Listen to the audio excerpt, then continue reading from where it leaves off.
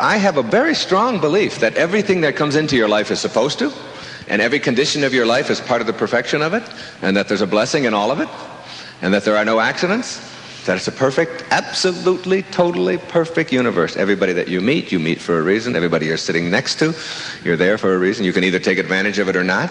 You have choices to make throughout it all.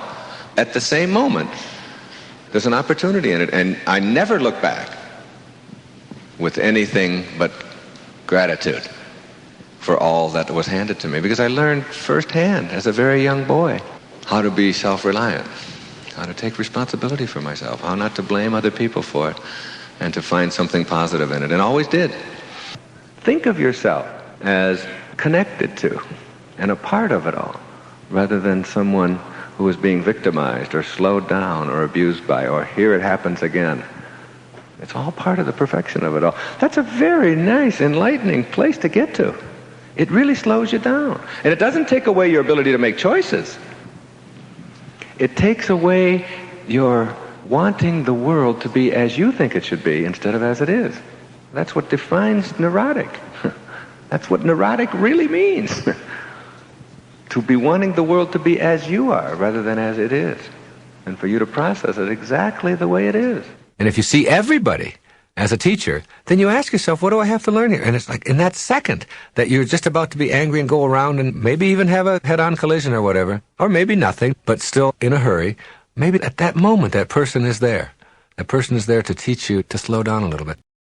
Whenever you have a thought of, I don't have enough coming into my life. Things aren't the way I would like them to be. I don't have enough money coming in. I don't have the right kind of relationship. That's all coming from a place of fear and a place of lack. When what I've learned to do is just go within and say, I am exactly the way I'm supposed to be, and everything that has ever shown up in my life showed up exactly on time, the same way the sun shows up on time every morning and the moon shows up every evening on time, that everything in this universe is absolutely perfect. There are no accidents in it, and the only choices that I have are how I'm going to process the things that have showed up in my life, the father that I had, the resentments that I had with them. I no longer have to have those. So the lowest stage of enlightenment is that stage where you look back on your life and you say, now I know why I had to be an alcoholic for those years. And now I know why I had to be in that relationship with my ex-wife. And now I know why I had to go through the bankruptcy. Or now I know why I had to create that cancer. Or that heart attack. Or whatever it was that taught me how to transcend that self-defeating behavior that I used to think I couldn't do anything about. You see? The second stage of enlightenment is when things like this are happening to you. You know there's a blessing in it. There's an opportunity in it while it's happening. You're smoking, and you know that there's something in this for me. You're going through a relationship difficulty, or you're having an accident, or you've gone through a series of illnesses. Whatever it may be that seems to be a struggle for you in your life, while it's happening, you're looking constantly for what's in it for me? What can I get out of this? There's no mistakes out there. It's all being created for some reason. So that's the second stage. And that minimizes the suffering. Because you're looking for what's in it for you. How can I get something out of that? So that the person cutting you off, the way your children talk, whatever, you're not instantly threatened by that. You're constantly aware that these people are behaving that when there's something in this for me to learn. And I think I'll get it now. I think I'll get it now, instead of waiting 6 years suffering through it and then seeing it. But there's a higher stage. It's the highest stage.